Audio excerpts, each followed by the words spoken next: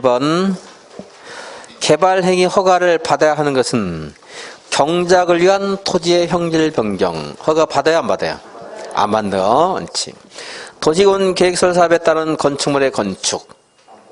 안 받죠? 도시군 계획서 안 받죠? 재해복구나 재난수습을 위한 응급조치로서의 형질 변경. 토지 형질 변경을 목적으로 하는 토석의 제취. 받죠? 무슨 허가 받아야 돼요?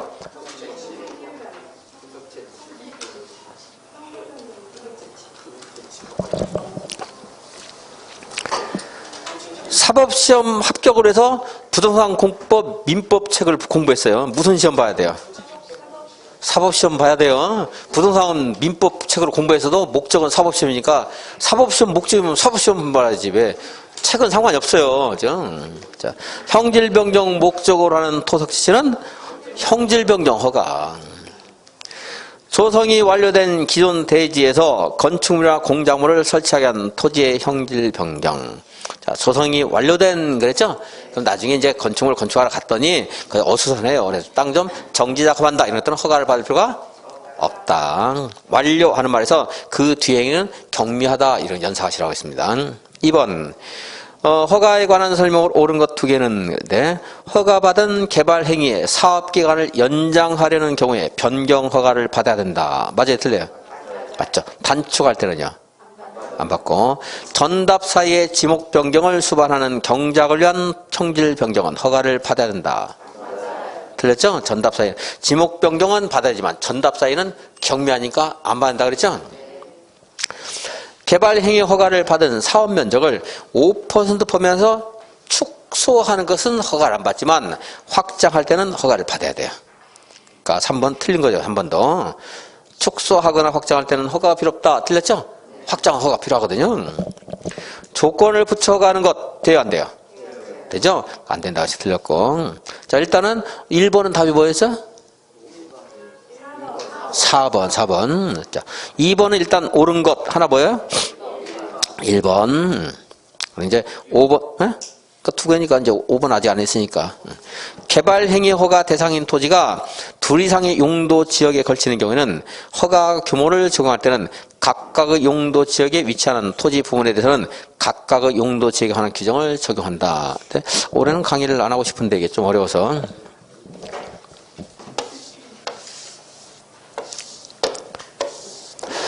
여기가 주거지역이고 여기가 공업지역이에요.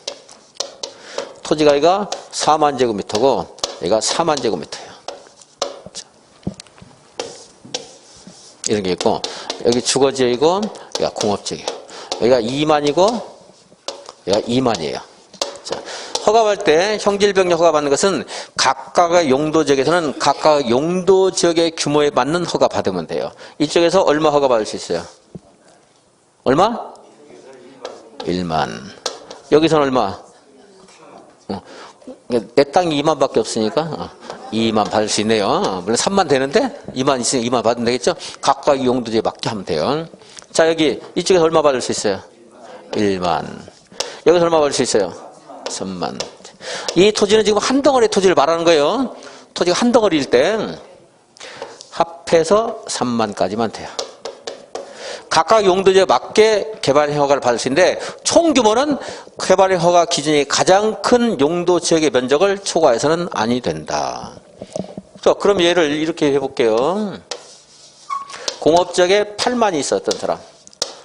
얘하고 얘 비교할 때 여기 얼마 받을 수 있어요? 3만. 얘는 공업지역에 4만, 주거지역 1만이니까 오히려 용도 허가 기준이 더 작아야 되는 곳이 속해 있는데도 얘보다 더 많이 받는 것은 균형이 안 맞잖아요. 그죠? 얘 합해서 얼마 받아요? 가장 용도적 규모가, 허가 기준 규모가 큰 용도지역의 면적을 초과하면 안 된다는 말인지 있고, 기본 원칙은 이제 각각 용도지역에 맞게 일단 해요. 근데 그 합한 거가 가장 허용 면적이 높은 지역의 면적을, 기준 면적을 초과해서는 아니 된다 하는 게 있고, 이거는 이제 각각 하는 말로 하면 각각 하시면 돼요.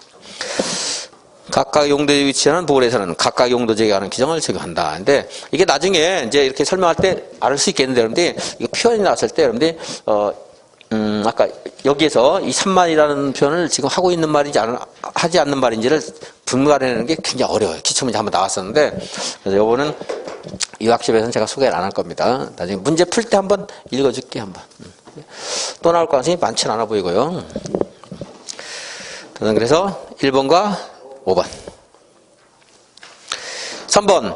허가에 관한 설명으로 틀린 것은 건축법에 따른 건축물을 건축하려는 자는 특별상 군수의 허가를 받아야 한다. 맞습니다. 물론 이제 건축법에 가면 건축법에 따른 건축 허가 받으면 이거 허가 받은 것으로 봐요.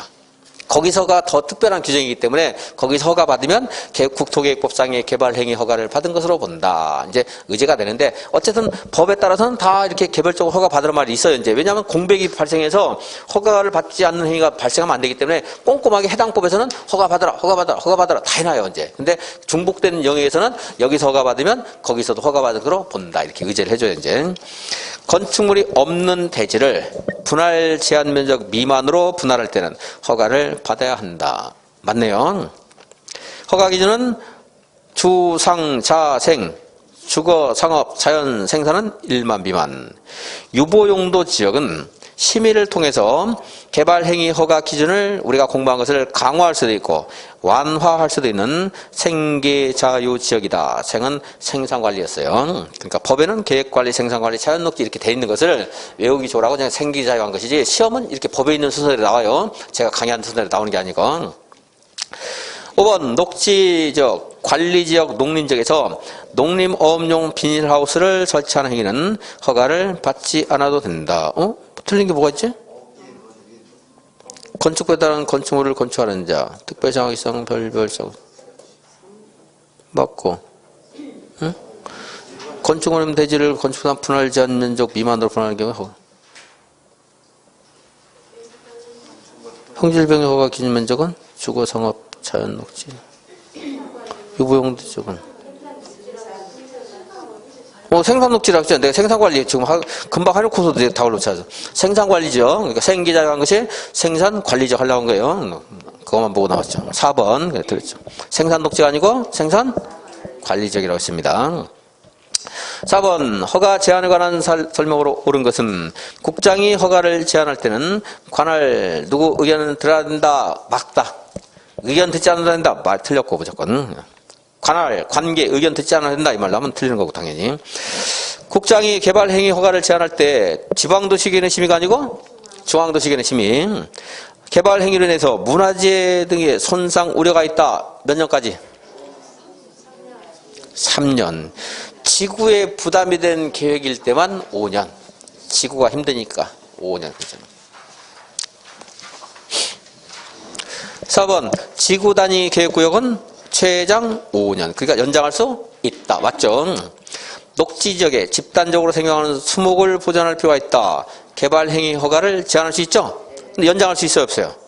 없죠. 그죠? 우수수, 문화재 연장 안 되죠? 이거 맞는 거 찾는 거였어요? 뭐만 맞으죠? 4번 남았지. 4번. 5번 도시 개발밀도 관리구역과 기반시설 부담구역 틀린 것은 기반시설 부담구역은 개발밀도 관리구역 외의 지역에서 지정된다. 맞죠? 중복 안 된다고 했어요. 개발밀도 관리구역에서는 당해 용도 지역에서 적용되는 용적률 최대 한도의 50% 범위에서 용적률을 강화 적용한다. 주거지역에서 개발 행위로 기반시설의 용량이 부족할 것으로 예상되는 지역 중 기반시설 설치가 곤란한 지역으로서 향후 2년 이내에 당해 지역의 학생 수가 학교 20 이상 초과할 것으로 예상되는 지역은 개발밀도 관리구역으로 지정될 수 있다. 제가 여러 개의 그 조건들을 한번 말 하나 만들어 본 거예요. 문장을. 맞는 말이네요. 틀린 말 없고. 주거, 상업, 공업적이니까 그것도 맞는 말이고. 기반시설 설치 비용은 현금으로 납부하되 이제 현금 또 카드 이거 납부할 수 있고 부과 대상 토지나 이와 비슷한 토지로 납부할 수 있다. 돈이나 땅이나 같죠. 4번 틀렸고. 설치가 필요하다고 인정되는 지역으로서 전년도 허가 건수가 전전년도보다 20 이상 증가한 지역은 부담구역으로 지정해야 된다. 6번 4번만 틀렸고. 기반 부담구역 국장은 기반시설 부담구역을 지정 또는 변경할 수 있다. 맞아요? 틀려요? 국장은 개발행위 허가 제한만 하는 거지, 이처럼 개별적인 개발행위와 관련된 구체적인 행위는 국장이나 도지사가 못한다. 그래서 개발 파트에서는 제한만 국장, 도지사가 들어가고, 개발행위 허가, 성장관리 방안, 개발밀도관리구역, 기반시설 부담구역, 국장이나 도지사가 없다 이랬어요. 근데 물론 헷갈려, 여러분들이 자꾸 틀리거든요. 그래서 이제 이 전체 틀을 자꾸 보면서 조금씩 익숙해지는 거예요. 이제 굉장히 낯선 거리에 지금 그 조그마한 도시가 아니고 서울에 이사 온 지 일주일밖에 안 됐어요. 그럼 모르지, 헷갈리지 계속. 1년 돼도 헷갈리고 10년 살아도 헷갈리는데. 숙박시설과 의료시설은 기반시설 유발수가 서로 같다. 다르죠? 숙박은 1.0이고 숙박료 아래 있잖아요. 0.9. 소규모 개발행위가 연접하여 시행될 것으로 예상되는 지역은 하나의 단위 구역으로 묶어서 지정하도록 한다. 최소 규모는 1만 제곱미터 이상이 되도록 한다. 얼마 이상? 10만 이상. 200을 초과하는 건축물의 신축, 증축, 개축은 기반시설 부담 행위에 해당한다. 개축 들어가면 안 되죠? 맞는 것은 3번만 맞네요. 3번. 7번. 시범도시 옳은 것은, 시범도시 안 했는데 한번 볼게요. 그냥 이 책으로, 여기로. 시도지사가 도시의 경제, 사회, 문화적인 특성을 살려 개성있고 지속가능한 발전을 촉진하기 위해서 필요할 때는 경관, 생태, 정보통신. 대상은 외우려고 하지 마세요. 시범도시는 뭐 굉장히 다양할 수 있다. 그냥 보세요. 참고사항. 생태, 경관 등을 위해서 시범도시를 지정할 수 있다. 공부하는데, 시도지사가 하는 게 아니고 국장이에요. 국장. 국장이 하는 일은 중장이 요청할 수 있다. 이렇게 하면 맞다고 생각하세요. 사실은 개발행위 허가 제한은 중장이 요청하는 게 없어요. 근데 그거를 구별해서 다 기억하려면 한도 끝도 없어요. 그러니까 중장이 요청할 수 있다 맞고, 시도지사가 요청할 수 있다 그래도 그냥 맞다고 하시면 되겠습니다. 그래서 이제 국장한테 요청하라는 거예요. 이제 중장이나 시도지사가. 2번. 시범도시 지정을 중장이나 지도지사가 요청할 때는 미리 설문조사나 열람을 통해서 주민의 의견을 들어야 돼요. 시범도시에서 주민 의견 안 된다고 틀렸다고 하세요. 이제 그게 명확하게 따지면 시범도시를 지정할 때 듣는 게 아니고 요청할 때와 시범도시 사업 시행 계획 수립할 때 듣는 건데, 그거를 여러분들 기억할 필요 없어요. 할 필요 없고 그만큼 중요한 부분이 아닙니다. 그냥 아까 제가 오늘 공부한 것에서는 개 2마리는 안 들어요. 나머지 듣는다 생각하시면 돼요. 개발행위 허가 제한에서 주민의 의견을 들어야 한다 이렇게 안 나올 거예요. 안 나오고, 토지용 규제 기본법 이것까지도 나올 가능성이 없어요. 거기는. 그러니까 개 2마리 안 드는 게 뭐였죠? 개발행위 허가할 때, 또 개발밀도 관리구역 정할 때 안 들어요. 개 안 들어가면 들어야 돼요. 시범도시 들어야 돼요. 이제 요청할 때 들어야 됩니다. 관계 지자체 의견도 들어야 돼요.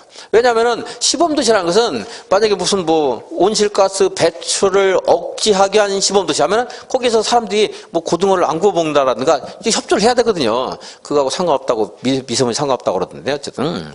그러니까 주민들 의견도 듣고 관계 지자체 의견도 들어야 돼요. 당연히. 시범도시 지정 공모에 응모할 수 있는 자는 득광, 별별, 시장, 군수, 구청장으로 한다. 얘는 맞네요. 시범도시에서 처음 구청장 나왔어요. 이제.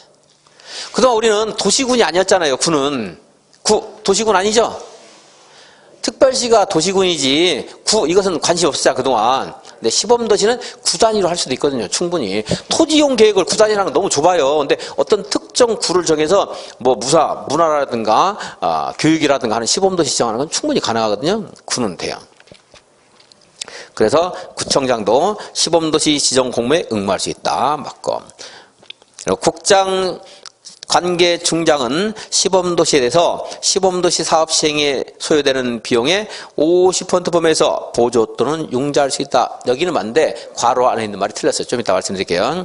시범도시 사업 계획에는 당연히 시범도시 사업의 시행에 필요한 지원 조달에 관한 사항 이런 것들도 당연히 들어가야 되겠죠. 무슨 사업 계획에 돈 없는 사업 없어요. 그럼 재원 조달에 관한 사항은 다 필요하다 생각하시면 되겠어요. 실시 계획이든 단계별 집행 계획이든 재원에 관한 사항이 없는 계획 없어요. 여러분들 공부 시작할 때도 시험 공부 계획할 때는 돈 학원비 어떻게 만들 것인가 생각 다 하잖아요. 조금씩이라도. 그죠? 그냥 한 사람 아무도 없을 거예요. 용돈을 하든 집 팔아서 하든 10년 계획 세우는 사람은 집 팔아서 해야 되니까 계획을 세울 거 이제. 근데 4번 틀린 것은 이제 시범도시 사업 시행에 소요되는 비용 중 보상비는 보전을 안 해줘요. 보상비는 토지 보상 같은 거 하게 되면요, 토지 보상하게 되면 지자체에서 남양주시에서 이제 그 무슨 교육시범도시 사업을 하기 위해서 교육시설을 건설한 땅값을 주민들에게 주고 수용할 수 있죠. 그죠? 보상비죠, 그게.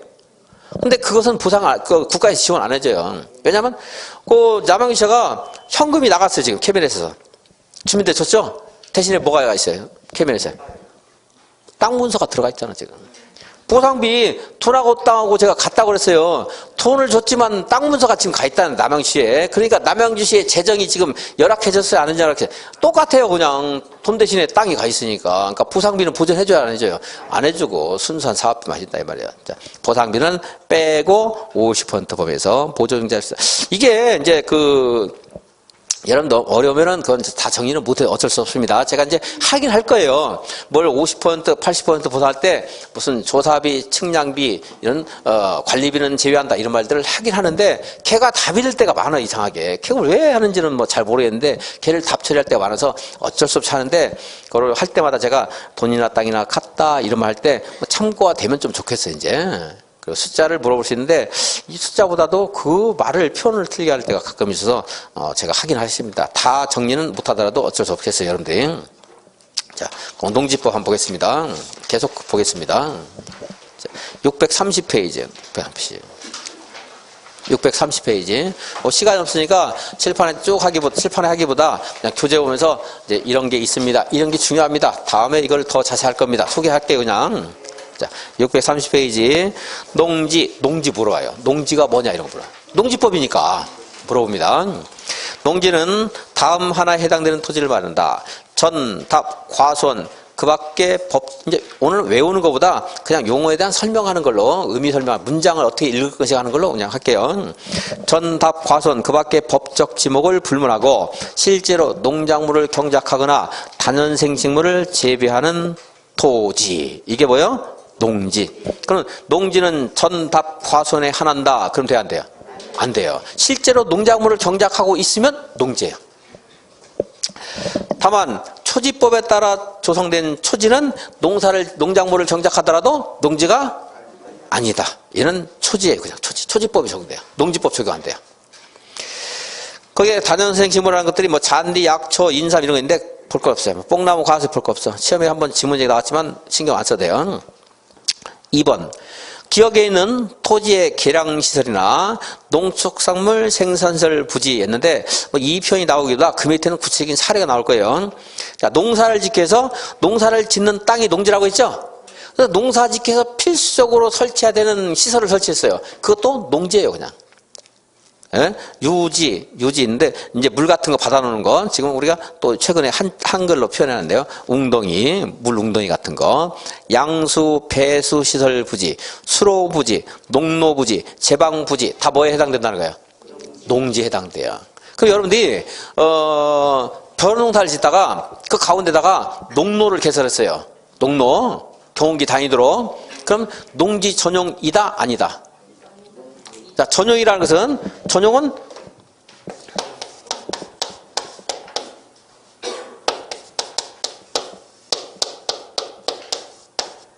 이렇게 해서면 전적으로 그걸로만 쓴다는 말이에요. 전.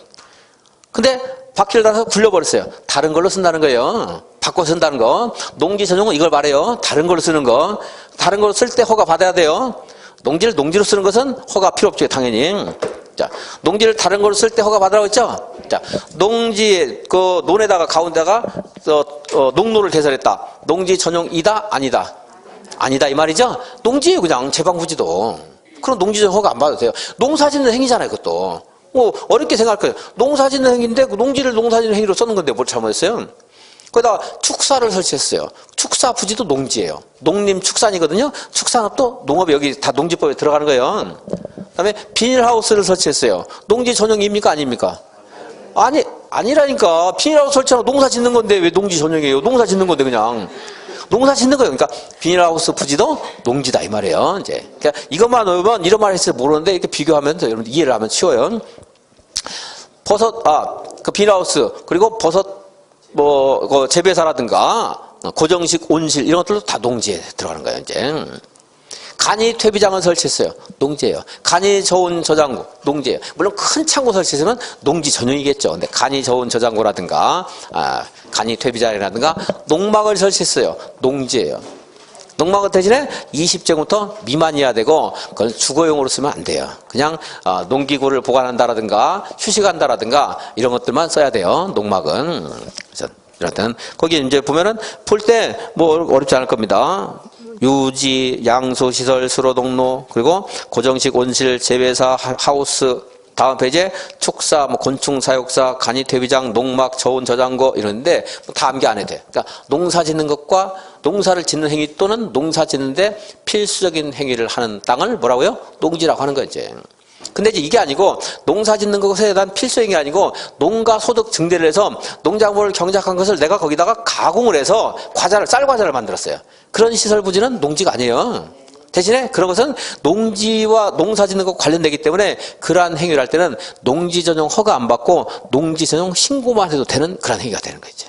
그냥 농지를 다른 걸로 바꿀 때는 농지를 훼손하는 거잖아요. 훼손한 정도가 크면 허가, 정도가 작으면 신고거든요. 근데 아까 말한 쌀과자를 만드는 뭐 무슨 공장을 만들었다든가 이런 것들은 이제 일정 규모 범위 내에서, 물론 큰 공장은 농지 허가를 받아야 되지만 일정 규모 범위 내에서는 농수산물 유통 가공시설 부지라든가 농어가 주택이라든가 어린이 놀이터라든가 이런 걸 설치할 때는 신고만 해도 되는 행위가 있어요. 그 기본은 뭐야? 농지를 전용할 때는 허가 받는 게 원칙이에요. 신고만 해도 되는 게 있고.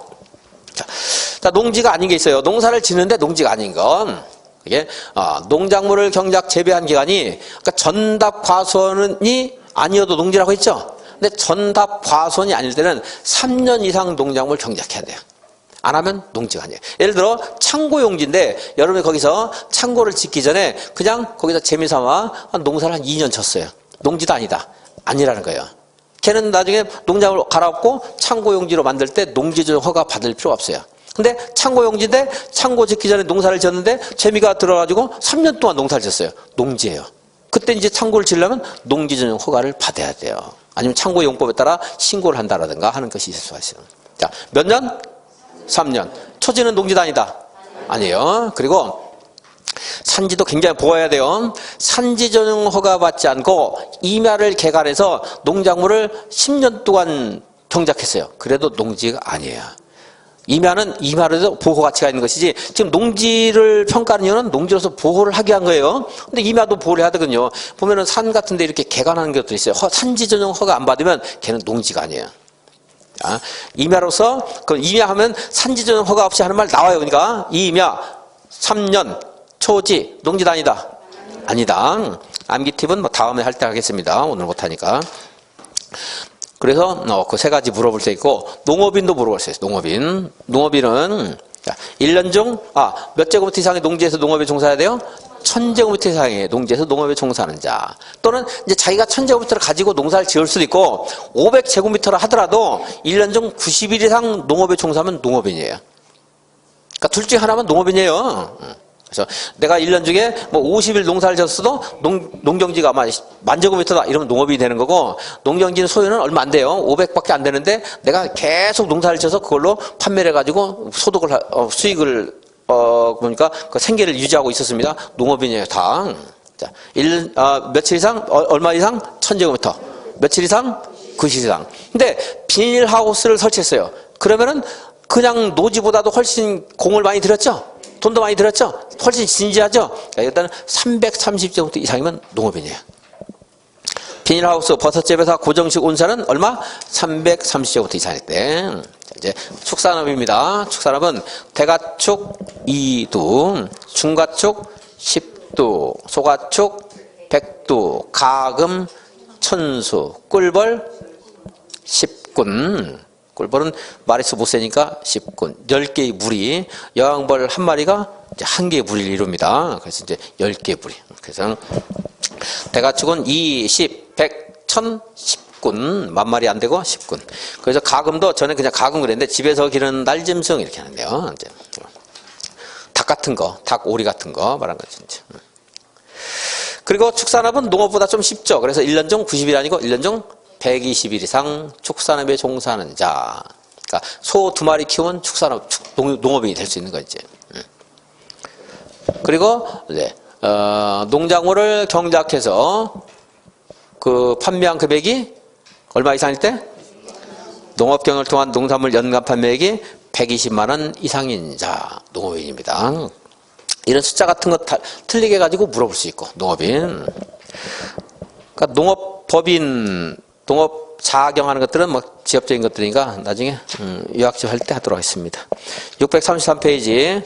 농지 소유 제한이 있어요. 본래 농지를 이렇게 우리가 지금 따진 이유는 농사를 짓는 사람이 농지를 소유하도록 하는 겁니다. 우리 헌법에도 있어요, 규정이. 경자 유전 원칙이라고. 그래서 농업에 종사하는 자, 농업 경영을 할 자가 아니면 농지를 소유하지 못한다. 원칙이에요, 원칙. 예외도 있을 수 있겠죠? 예를 더 많이 물어봐요. 예를 들어 국가, 농지를 소유할 수 있어요. 만약에 농업인이 농지를 상속인 없이 사망했어요. 누구 거겠어요? 국가죠? 무주의 부동산 국가 맞죠? 그렇게 국가는 가질 수 있고 지자체도 가질 수 있는데 그거 말고도 보면은 1. 국가나 지자체 2. 학교 그리고 633페이지입니다. 학교, 공공단체, 농업연구기관, 농업생산자단체, 종묘나, 씨앗 같은 거, 종묘나 그 밖에 농업기자재 생산자가 목적사업을 수행하기 위해서 시험지, 연구지, 실습지, 종묘 생산지나 과수, 인공, 수분용 꽃가루 생산지로 사용하기 위해서 농지를 취득하여 소유하는 경우 학교 등 하면 되겠어요. 학교 등이 농산물 생산을 연구하는 땅으로 사용하는 거 가질 수 있겠죠? 이 사람 농업 무슨 생산자 단체라든가 이런 사람들은 농업인이 아니고 뭐 상업인이라든가 이런 사람이 있을 수 있겠지만 농지를 소유할 수가 있다 이 말이죠. 농업 고등학교 이런 데 할 수 있어요. 주말 체험 영농 목적으로 농지를 소유하는 경우 농업 경영이라는 것은 말 그대로 경영은 판매 영업하는 게 목적인 것이지 주말 체험 영농 목적으로 하는 사람들은 이건 농사를 짓긴 져요. 근데 농업 경영하는 거 아니죠, 이제. 취미활동 같은 거. 물론 이제 그걸 하다가 남은 거를 뭐 팔을 수도 있겠지만 그게 본래 목적 아니기 때문에 이 사람 농업인이 아니라는 겁니다. 그래서 농업인은 얼마 이상의 농지에서 농업에 종사하면 농업인? 몇 제곱미터? 1000. 그러니까 이 사람들이 1000을 가지고 있으면 농업인이 돼버릴 수가 있어요. 그래서 주말 체험 영농 목적일 때는 1000제곱미터 미만까지만 소유할 수 있어요. 그래서 제곱미터는 이하 미만 안 따지는데 얘만 이거 농업인하고 관련되기 때문에 얘만 기억해달라. 나중에 이제 할 거예요, 이제. 상속농지 소유할 수 있고 8년 이상 농업에 종사하는 자가 이제 농업을 그만두고 인농하는 경우에 본래 소유하고 있던 농지 소유할 수 있어요. 근데 이 상속농지나 인농농지는 이제 상속농지는 자기가 농사를 지으면 무한대로 상속받을 수 있는데 근데 자기가 농사를 안 지으면 1만 제곱미터까지만 소유할 수 있어요. 인농농지는 이제 농사를 안 짓는 걸 전제한 거죠? 인농이니까 1만 제곱미터까지만 돼요. 주말 체험 영농은요? 1000 미만까지 되고 그래. 상속, 인농 이런 데 미만 이하 신경 쓰지 마시고 여기 하나만 신경 쓰시고 이제 1000까지 되면 상속과 인농은 만까지 돼요. 다음에 담보농지를 취득해서 소유하는 경우 금융기관에서 농지도 저당 잡힐 수 있잖아요. 그죠? 그래서 이제 돈을 빌렸는데 이 사람 돈을 못 갚아요. 그러면 그것을 경매를 붙였는데 2회 이상 유찰이 되면은 그 금융기관에서 그걸 그냥 자기가 소유할 수도 있어요. 희망해서. 근데 그 2회 이상 유찰 이런 거 시험에 내는 게 아니고 자, 이게 뭐예요? 담보농지를 취득해서 소유하는 경우 있을 수 있고 농지 전용 허가 하는 것은 아까 농지를 농지가 아닌 것으로 쓸 때 농지 전용이라고 했죠. 그러려면 허가를 받아야 돼요. 그리고 근데 농산물 생산하는 것과 좀 관련성이 깊을 때는 규모에 따라서 신고만 해도 되는 거 있어요. 농지정 허가 신고를 통해서 농지를 취득하는 경우 예를 들어 농어가 주택을 건축하기 위해서 농지 전용 신고를 했어요. 그럼 그 사람은 거기서 농사를 지어야 돼요? 집을 지어야 돼요? 농어가 주택을 건축하기 위해서 농지 전용 신고를 했어요. 그 사람은 거기서 뭐 하면 돼요? 집 지으면 되잖아요. 농어가 주택을 건축하려고 농지 전용 신고를 했어요. 그리고 거기다가 관광 호텔을 건축하기 위해서 농지 전용 허가를 받았어요. 그 사람 거기서 농사를 지을 필요가 있어요, 없어요? 없죠? 근데 농지를 취득할 수 있다 이 말이죠? 그러니까 농지 전용 허가나 신고를 통해서 농지를 취득하는 경우 농지 전용 협의는요. 이제 협의를 거친 농지는 허가를 받을 필요가 있어요, 없어요? 없어요. 허가 대신 협의를 한 거거든요. 제가 이제 그 내용은 다음 시간에 한번 할 겁니다. 협의를 거친 농지를 취득하는 경우 이것은 농지로 이용하는 데 좋다는 것을 농림축산식품부에서 인정을 한 거예요. 그러한 농지를 취득할 때는 농지 농업 경영하지 않는 사람도 농지를 소유할 수가 있다 이 말이에요. 그래서 허가, 신고, 협의를 거친 농지. 9번 한국농어촌공사 및 법은 볼 필요 없이 농지개발사업지구에는 얼마 미만? 1500지 미만의 농지나 농어촌 정비법에 따른 농지를 취득하여 소유하는 경우 이제 1500제곱미터 미만 보겠습니다. 1500 미만이에요. 제가 나중에 15 그러면 1500이에요. 이 법에 따라서 농지로 가치가 좀 떨어지는 것들이 있어요. 경사도가 높다라든가 척박한 농지 있을 수 있죠. 그런 것들은 거기다가 농어가 소득 증대를 위한 뭐 펜션이라든가 민박이라든가 이거 설치할 수도 있어요. 그때. 그런 농지 개발 사업지구에 있는 농지를 취득한다는데 그럼 펜션 설치하기 위한 사람이 펜션 설치하면 되는 것이지 농사 안 지어도 되잖아요. 그러니까 농업 경영하지 않아도 수여할 수 있다. 그 밑에 있는 것과 유사합니다. 평균 경사율이 몇 %? 이상이래요? 15% 이상. 여기도 마찬가지로 이런 사업을 통해서 개발을 해서 물론 잘 개간해서 농사를 지을 수 있고 농사를 짓지 않는 다른 용도로도 전용을 할 수가 있어요. 이것들은 1500 그리고 또 몇 %? 15%. 제가 1500도 15 그럴 거예요. 15도 15 그러고 15 그러면 1500 15%입니다. 이런 농지는 그 숫자 나오면 농업 경영하지 않는 사람이 소유할 수가 있다 보시면 되고. 그다음에 아직 다 안 봤는데 또 넘기네요. 우리 학생이 너무 똑똑해가지고 우리 학생은 너무 똑똑해서 다 했네. 미안합니다. 다 했네. 그러니까 참 이럴 때가 있네. 또 다음에 이제 10번 한국농어촌공사. 한국농어촌공사가 농지를 취득해서 소유할 수 있어요. 농업 경영하지 않아도 취득할 수 있습니다. 이제 농사를 짓던 사람이요, 농사를 짓지 않게 되면 농지 처분해야 돼요. 의무가 생겨요. 농지 처분 의무가 생기는데, 근데 농지를 여러분들이 만약에 10만 제곱미터 가지고 있었는데 이거를 처분해야 하는데 마땅한 임자가 금방 나와요? 힘들거든요. 원래 1년 이내에 처분해야 되거든요. 1년에. 그래도 안 하면 6개월 이행명령 내리고, 그래도 안 하면 이제 이행강제 부과해요. 이행이니까 몇 %예요? 이행 20%, 100분의 20%가 농지 가격에 굉장히 센 거예요. 5년제만 땅값 다 날려요. 못 팔면은 10만 제부터 금방 팔기 어렵거든요. 그래서 한국농어촌공사에 그걸 매에서 팔아먹고 위탁할 수도 있고, 이제 좀 대신 팔아달랄 수도 있고, 매수를 청구할 수도 있어요. 그러면 한국농어촌공사 농지를 그래 취득할 수 있는 거죠. 이제 어쨌든 공적 기관이 소유하는 것은 농업 경영 안 해도 소유할 수 있다 할 수 있죠. 아까 국가 지자체 나왔으니까 나올 게 뭐예요? 공공기관 나올 거 아니에요. 여기는 지방공사 안 나고 공공기관 중에 공공기관이 한국 무슨 공사가 공공기관인데 농지법이니까 뭐예요? 이제 한국농어촌공사. 주택법에서는 공공기관이 뭐예요? 한국토지택공사 되는 거고. 그러니까 한국농어촌공사. 그러니까 우리가 그동안 늘상 국지공방 한 것을 들어가 있는 거예요 지금. 그다음에 농어촌 정비법은 됐고. 3번 공유수면 매립법에 따른 매립농지를 취득해서 소유하는 경우 있습니다. 바다나 하천을 메웠어요. 농지를 조성했습니다. 그럼 그 원시 취득해요. 그 매립 면허 받은 사람이. 근데 이 사람은 그럼 매립 면허 받은 그런 건설회사가 바다를 메워서 농지를 만들었을 때 이 사람이 농사 지으려고 매립한 거 아니잖아요. 농경이 조성해서 원시 취득해서 그거를 농사를 지을 사람에게 분양하려고 매립한 거죠. 어쨌든 이 사람은 일정한 기간 동안에 농지를 소유할 수가 있다 이 말이에요. 또 공익사업을 해서 농지를 수용할 수 있죠.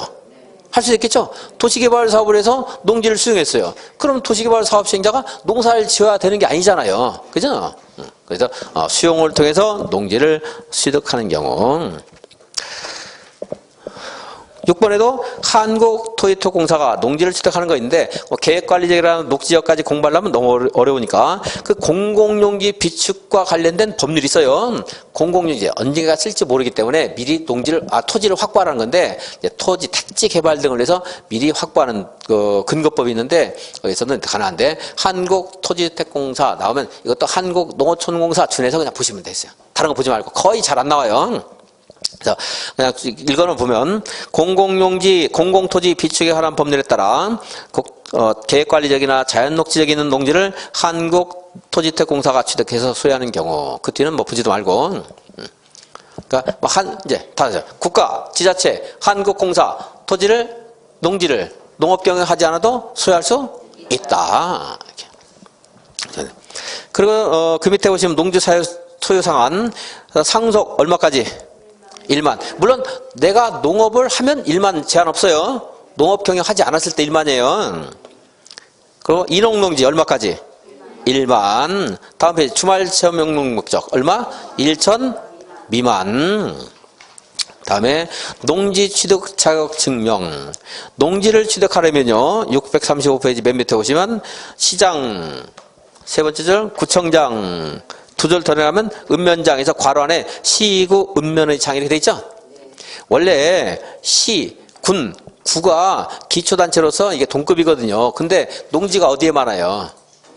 군에 많잖아요. 그러니까 농지증을 군수가 담당하면 일이 너무 많아서 시장, 구청장, 군수가 아니고 읍면장이 농지증을 발급해준다 이 말이에요. 시구 읍면장. 다음 페이지. 다음 페이지 네모에 있는 사람들은 농지증을 발급받지 않아도 돼요. 다음 페이지. 저기 있죠? 국가, 지자체, 상속농지, 담보농지 좀 전에 위에서 봤잖아요. 그 사람들은 농지증이 필요 없고 그거 말고도 몇 가지가 추가되고 근데 좀 전에 본 사람 중에 농지증을 발급받아야 되는 사람도 있어요. 발급받아야 하는 사람. 그 사람은 이제 또 암기사항인데 636페이지에 밑에부터 볼게요. 맨 밑에 표에 농업경영계획서 636페이지 농업경영계획서 작성 의무 면제. 다음에 따라 농지를 취득하는 자는 농업경영계획서를 작성하지 않고 발급 신청할 수 있다. 그 체계를 보면요. 농지 취득 자격 증명을 발급받으려면 농업경영계획서를 작성해야 되는데 이 아래 지금 읽은 사람은 농지증은 발급을 받아야 돼요. 근데 농업경영계획서는 필요 없는 사람이에요.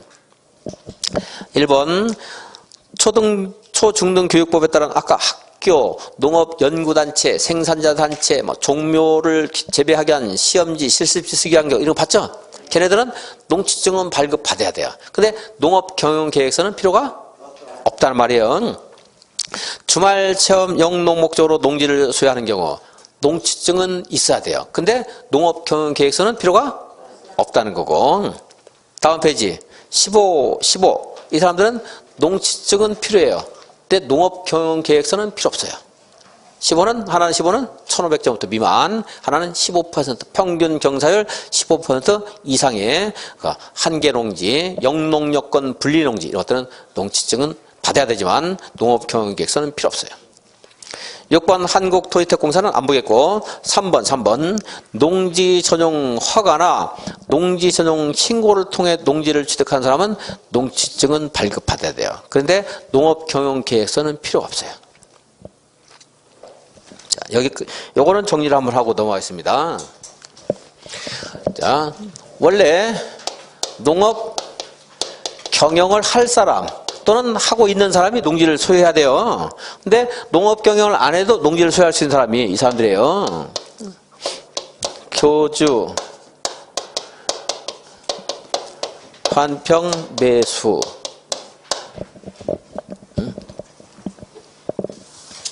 교주, 상담, 이전, 환평, 매수. 어떤 종교 교주가 있는데 이 사람이 너무 짠돌이라 돈을 그 사람이 전부 관리해요.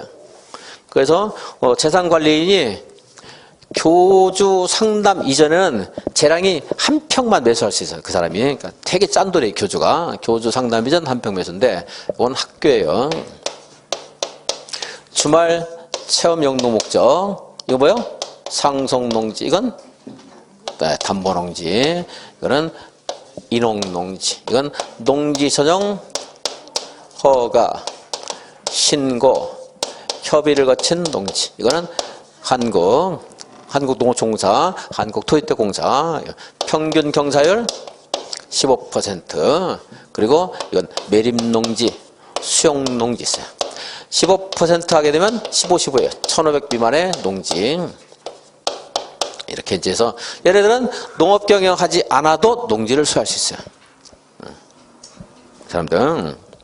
국가나 지자체도 농업 경영 안 해도 되겠죠? 안 썼어요, 제가.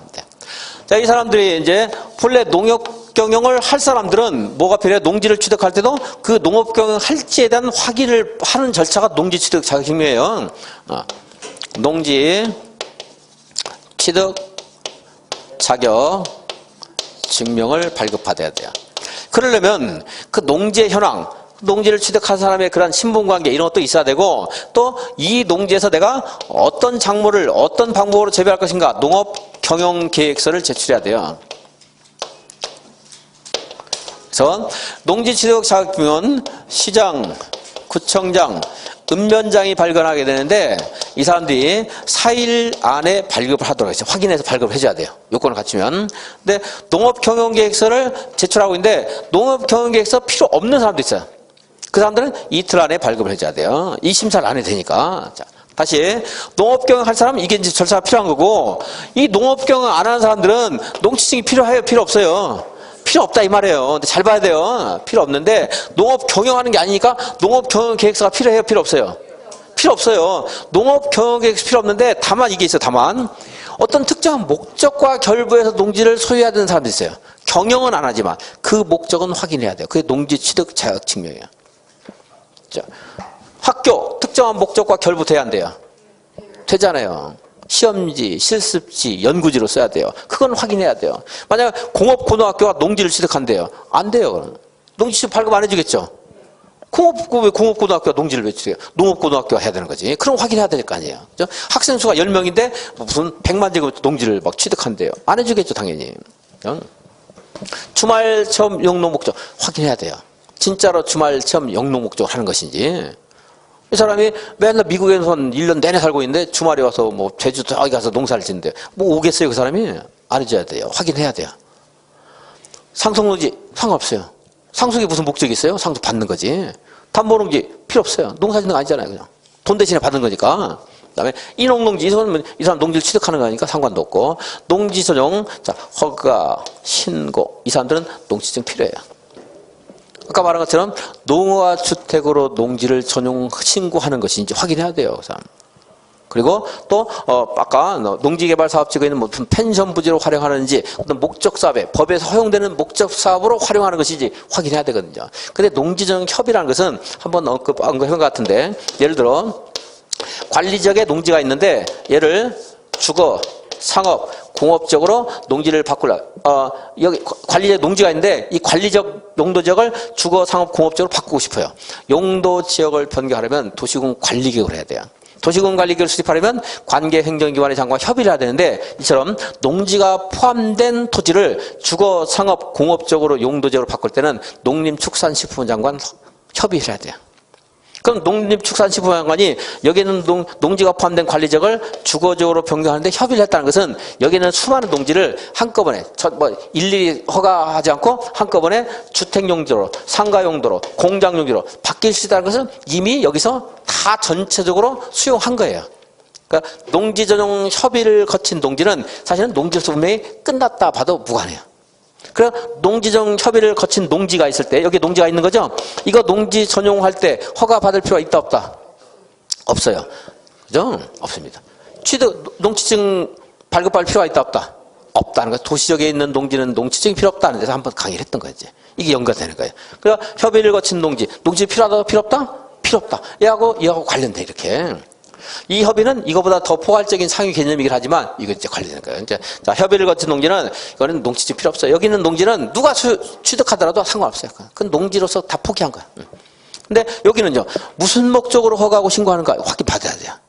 농어와 주택도 농업진흥지역 밖에 있는 농지 중에서 660제곱미터 이내에서 무주택 세대의 농업인만 이걸 농지정 신고를 통해서 농어와 주택을 건축하는 거예요. 그런 것도 확인 받아야 돼요. 아무나 하는 게 아니고 이 사람이 무주택 세대주의인가, 660제곱미터 이내인가, 농업진흥지역 밖에 있는가 안에 있는가 확인하는 절차가 뭐예요? 농지취득 자격증명이에요. 그래서 여러분 여기 농업 경영해요 안 해요? 안 해도 되죠? 그러니까 농업 경영이 있으면 필요 없는 거예요 이제. 또 여기 아까 1500, 15% 하는 것에서 제가 뭐 펜션이라든가 민박 같은 거 하기 위해서 이거 쓸 수 있다는데 그런 법이 허용하는 용법에 따라서 농어촌 휴양지, 관광지 개발을 위한 농지 사용인가 확인하는 절차 필요해요. 받아야 돼요. 매립농지, 이 사람은 무슨 매립하면 자기 것이지, 수용농지 그 법에 따라서 수용한 것이지 확인할 필요 없어요. 한국농어총무사 다 필요 없어요. 그러니까 여기 있는 애들은 농지를 왜 취득하는가 확인을 받으니까 농지증은 필요해요. 다시 말하면 농업경영계획서 작성할 필요가 있다 없다? 없어. 농업 경영하는 사람 아니거든요. 그래서 이거부터 여러분들이 기억을 하고 나면 여기 출발. 이것만 물어볼 수도 있고 여기서 시험에서 올해는 이걸 물어볼 가능성이 많은데요. 굉장히. 이제 여기에 있는 사람 물어볼 수 있고 또 여기 아닌 사람도 농지를 취득할 때 농지증 필요 없는 사람이 있어요. 잘 들어보시면 알 수 있어요. 공유농지를 분할한다. 농지증 필요하다 필요 없다? 필요 없어요. 여기에 갑과 을이 농지를 공유하고 있었는데 이거를 나눠서 이렇게 가져가기로 했어요. 이건 실제로 농지를 취득한다기보다 자기 걸 자기가 가지고 있는 거예요. 그죠? 그리고 농업법인이 A와 B가 있었는데 얘가 농지를 가지고 있고 얘가 농지를 가지고 있어요. 이게 합병해서 C가 됐어요. 이거를 C 명의로 이전해줘요. 농지는 필요하다 필요 없다? 필요 없다 치고 가져가는 거예요. 그죠? 그리고 민법상의 취득 시효 규정에 따라 농지를 취득한다. 농지는 필요하다 필요 없다? 필요 없어요. 그러면 민법의 취득 시효에 따라서 100년 동안 소유해가지고 점유해가지고 취득했는데 이 읍면장이 이걸 안 돼. 민법 못 믿어. 너 취득하면 안 돼. 이러고 할 수 있겠어요? 당연히 안 되겠죠. 취득 시효에 따라 농지를 취득할 때 농지증이 필요가 없다. 이런 거였지. 그리고 이제 수용당했어요. 내가 수용하는 사람 농지증 필요 없죠? 근데 얘가 여기서 사업을 10년 동안 안 하면 법 절차에 따라서 또 사업도 안 할 건데 왜 내 땅을 뺏어갔어? 그럼 나한테 다시 팔아. 환매 신청, 환매.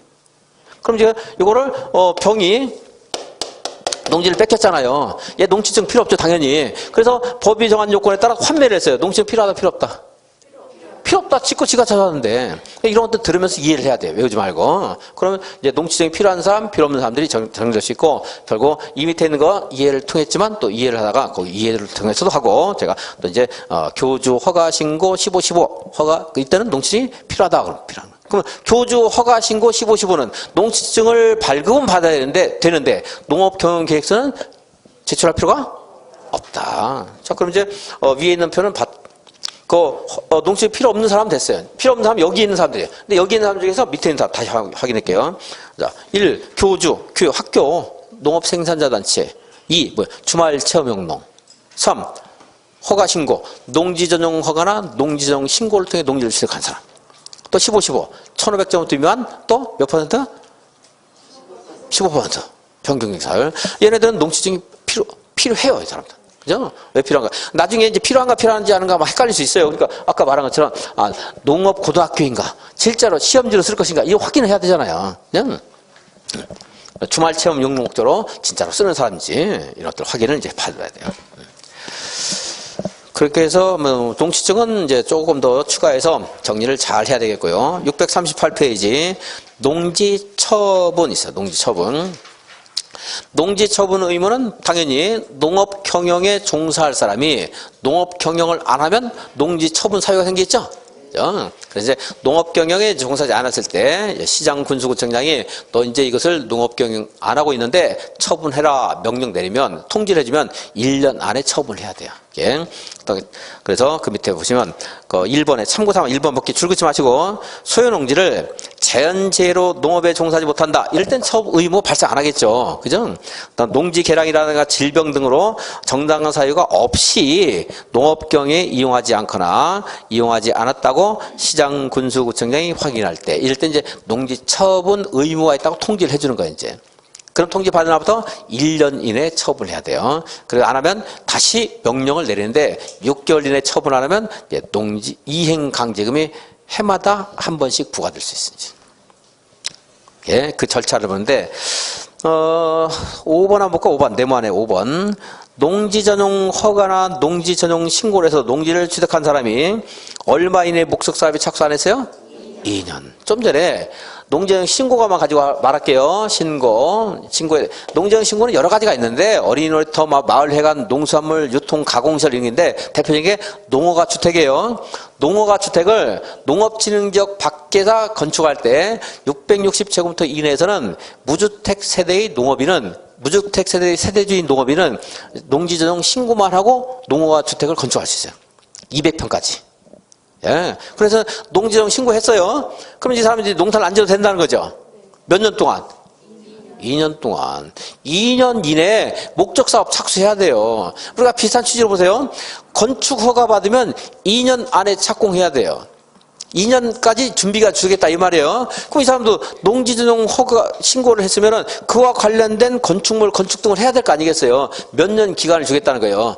2년 동안. 그럼 2년 지날 때까지 안 하면은 네가 무슨 땅값 올려가지고 땅 투기를 하려고 농사를 안 짓느냐 해가지고 농지 처분 의무가 발생하는 거예요. 이제 그때로부터 1년 안에 이제 매도를 해야 돼요. 처분해야 되죠. 왜냐하면 농지정 신고했다고 해서 그 다음날 바로 내가 공사를 해야 되는 거 아니잖아요. 말미를 얼마나 주는 거예요? 2년 동안 목적사업에 착수하지 않았을 때. 6번 농지 소유 상한을 초과해서 농지를 소유한 것이 판명되는 경우. 아까 상속을 받았는데 10만 제부터 상속받았어요. 근데 이 사람이 농업 경영에 종사하지 않아요. 그럼 처분해야 되죠? 얼마 처분하면 돼요? 계산이 너무 어려운가? 3만이라고 할 거랬나? 10만 너무 숫자 큰가? 9만 제곱부터 처분하면 돼요. 1만은 내가 가지고 있어도 되니까. 그래서 상한을 초과하는 부분만 처분하는 거지 전부 처분해야 되는 건 아니라는 거. 이제 그런 것들 보고 이제 다른 절차는 우리 가능하겠습니다. 이거는 이제 다음에 이런 이제 농지 처분 의무도 좀 공부해야 되겠고요. 641페이지에 5번에 위탁 경영이 있어요. 위탁 경영. 남한테 맡겨서 경영하는 거예요. 임대차도 있어요. 남한테 땅을 빌려주는 겁니다. 근데 위탁 경영 좀 세련돼 가지고 이게 좀 뭐 더 될 것 같지만 위탁 경영은 함부로 하는 게 아니에요. 굉장히 제한이 많습니다. 사유가. 그러니까 되게 협소해요. 할 수 있는 경우. 왜냐하면 위탁 경영은요. 남한테 맡겨서 내가 주인이 되는 거고 임대차는 그냥 땅을 빌려주는 거예요. 그러니까 그걸 임대한 사람은 나의 노비가 아니에요. 위탁 경영은 자칫 잘못하면 소작제도가 될 수 있는 거예요. 남을 시켜서 내가 농사 짓는 거거든. 그러니까 말이 멋들어지니까 위탁경영이지 자칫하면 우리 헌법에서 금지하고 있는 소작제도가 될 수 있어요. 그래서 위탁경영은 아주 제한적인 범위에서 가능해요. 그러면 위탁경영이 가능하면 임대차도 가능하다 나올 수 있는 거예요. 이제. 위탁경영은 안 되는 거 원래 잘 안 돼요. 이거 소작하고 비슷해요. 노비를 쓰는 거랑 거의 비슷해요. 근데 이 위탁경영 가능한 사유에 해당되면 임대차도 가능하다. 자, 보겠습니다. 군대 간다. 3개월 이상 국외 여행 중이다. 이럴 때는 남을 시켜서 내가 돈을 주고 남을 시켜서 수확한 농작물을 이득을 내가 가질 수 있다 이 말이에요. 그럼 이때 남한테 땅을 빌릴 수 있다 없다? 있다. 임대해서 아예 그래 네가 붙여먹어. 땅세 좀 주고 이렇게 할 수 있다는 거예요. 질병, 취약 등에 따른 정당한 사유가 있다. 교도소에 갇혀있다. 부상으로 3개월 이상 치료가 필요하다. 이럴 때 무슨 시행 계획에 따라 위탁경영한다. 농업인이 노동력이 부족해서 농사를 자기가 다 짓지 못하고 농지가 10만 평인데 일부는 내가 농사 짓고 힘이 붙여서 사람 쓴다. 당연히 가능하죠. 얼마 이상 해외여행을 해야 돼요? 3개월. 얼마 이상 질병 치료가 필요해요? 부상에 대한 치료가 필요해요? 3개월. 3개월만 기억하면 돼요.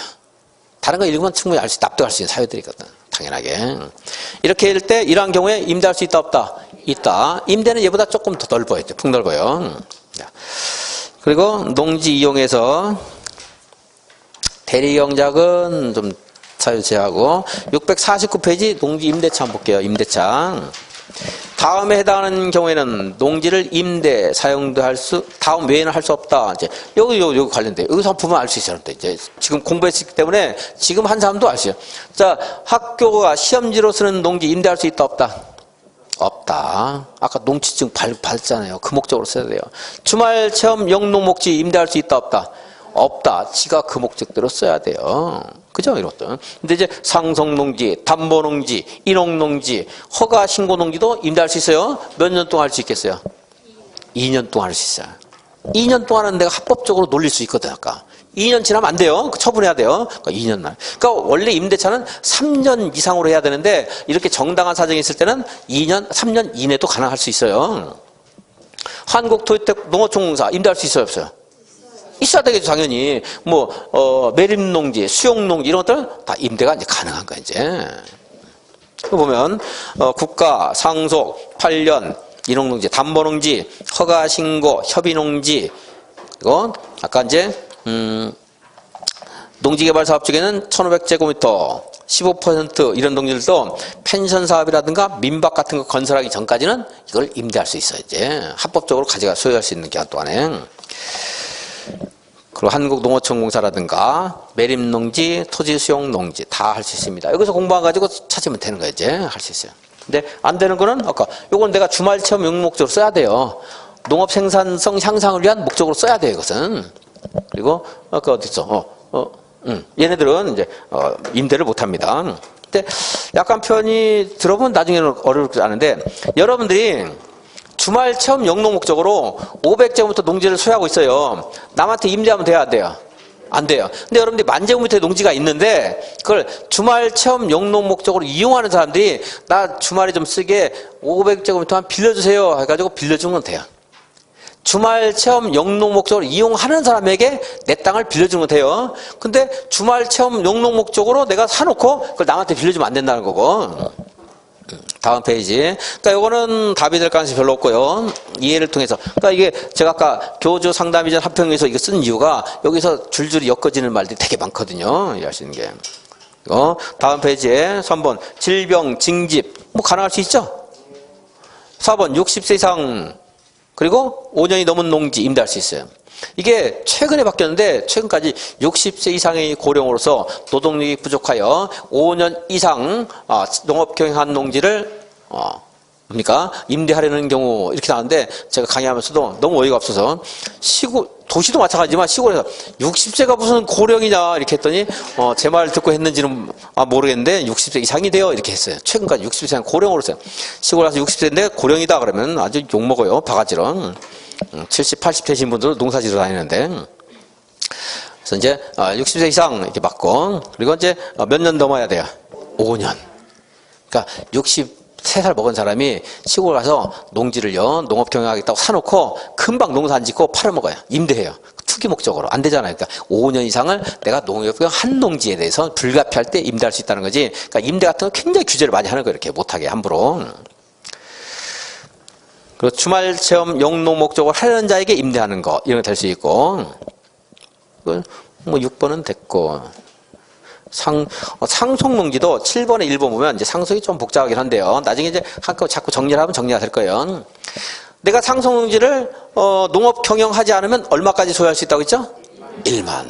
근데 또 그것을 이제 10만 제곱미터인데 이걸 놀리지 않게 하려는 게 우리 법 취지거든요. 그래서 이 사람이 한국농어촌공사에 위탁을 해서 임대 사용대 하게 하면 10만 가지고 있을 수도 있어요.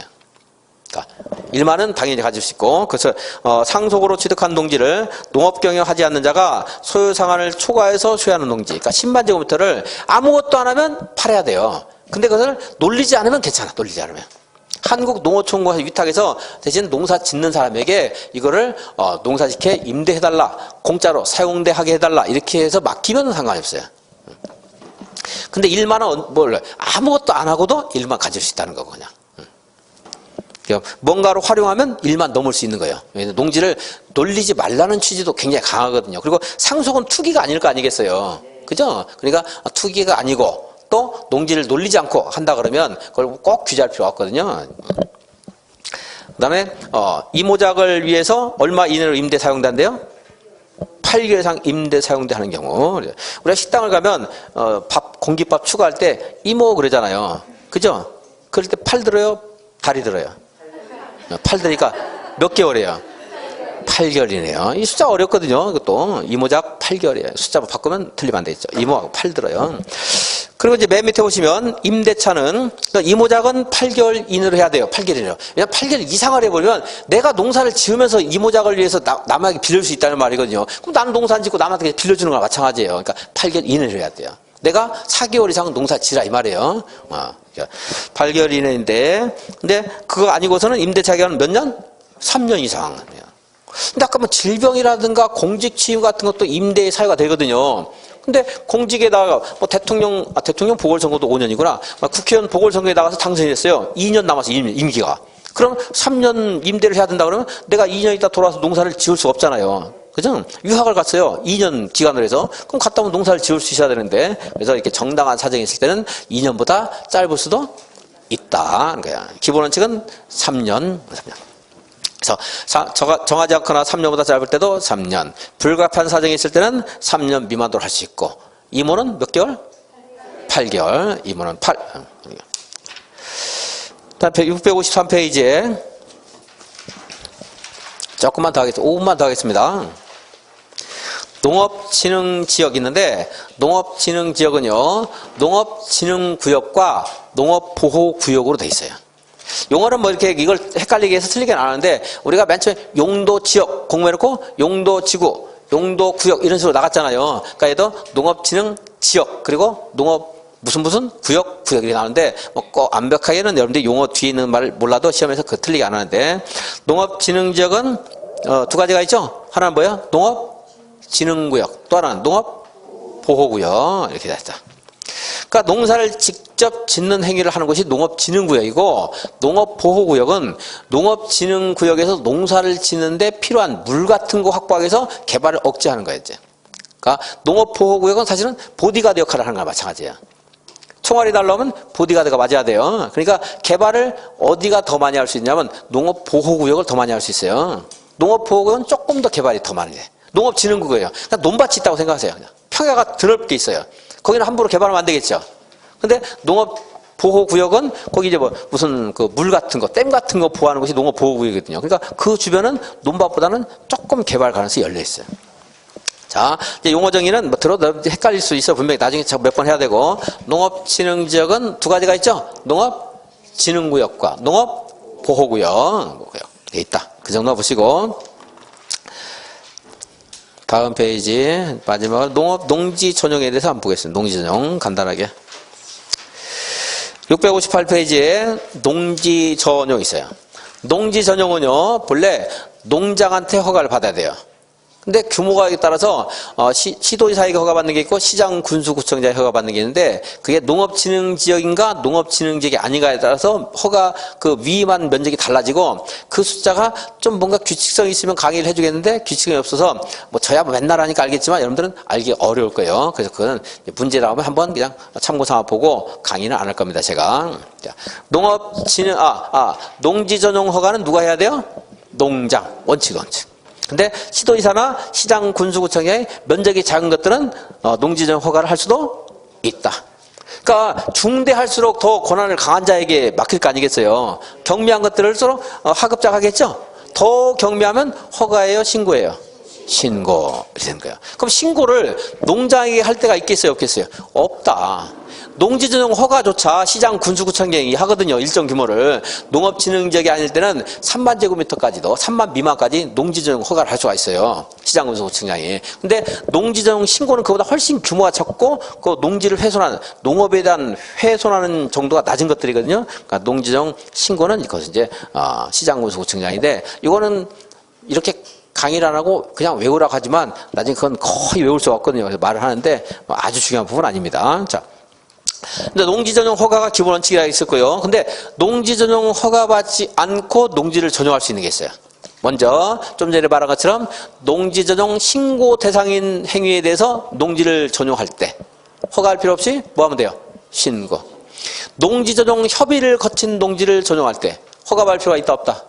없다. 하천부지에도 농지가 있을 수가 있어요. 그럼 하천부지를 우리가 무엇인가 이용할 때 하천 점용 허가를 받아야 돼요. 하천관리청에게. 그럼 하천 점용 허가를 받아서 하천을 점용해서 이용하려고 하는데 그 부분의 일부가 농지예요. 농지 전용 허가를 받을 필요가 있다 없다? 없다. 하천 점용 허가권자가 농지 전용 허가권자와 협의해서 하천 점용 허가를 해줘요. 다 들어가 있어 그러니까. 허가할 수 없고 불법으로 산지 전용 허가 없이 불법으로 개간한 산지를 산림을 다시 불법으로 개간한 농지를 산림으로 복구하고자 할 때 허가할 필요가 있다 없다? 없어요. 불법으로 개간할 때요. 불법으로 개간해 가지고 농사를 짓고 있는 농지에 해당되지만 그걸 다시 산림으로 복구한다. 그것은 그냥 불법에서 합법으로 가는 거예요. 허가할 필요가 있다 없다? 없어요. 불법에 합법을 올 때. 그러면 이제 여러분들 이제 허가받는 거, 허가받지 않는 거 이거 물어볼 때 알 수 있어요. 자, 658페이지 네모아는 거.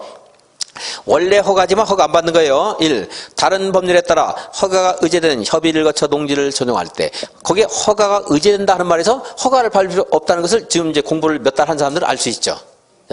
허가를 대신해 준단 말이에요. 2번 국토계획법에서 도시적이나 계획관리적인 농지로서 2항에 따른 협의를 거친 농지나 2항 1호 단서에 따라 협의 대상에서 제외되는 농지를 전용하는 경우 여기도 협의하는 말 나와 있죠? 그럼 협의 대상이 제외된다는 것은 협의를 안 받아도 전용할 수 있다는 그런 표현이 되는 거예요, 사실은. 근데 그 법률 조문까지 연결해가지고 낼 가능성은 거의 없습니다.